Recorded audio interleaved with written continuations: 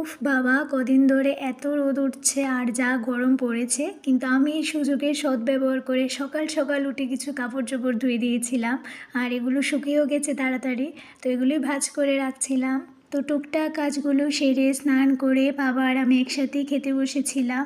আর খাওয়ার পরে কিছু শসা আর আপেল কেটে নিয়ে বসেছিলাম।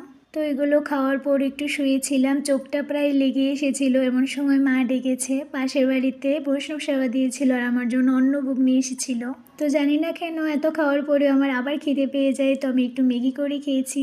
আর এটা যেহেতু গতকালকের ব্লগ, গতকালকে ছিল টিচার্স ডে আর আমার মার কাকা উনি প্রাইভেট টিউটর, তো ওদের বাড়িতে টিচার্স ডে সেলিব্রেট করা হচ্ছিল আর আমরা রেডি হয়ে সেখানেই গিয়েছিলাম।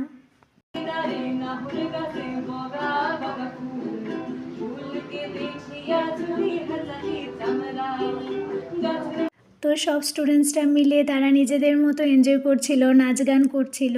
তো আমি আর মা রাত হয়ে যাওয়াতে খেয়ে দিয়ে চলে আসি বাড়িতে। So that's it for today, bye bye.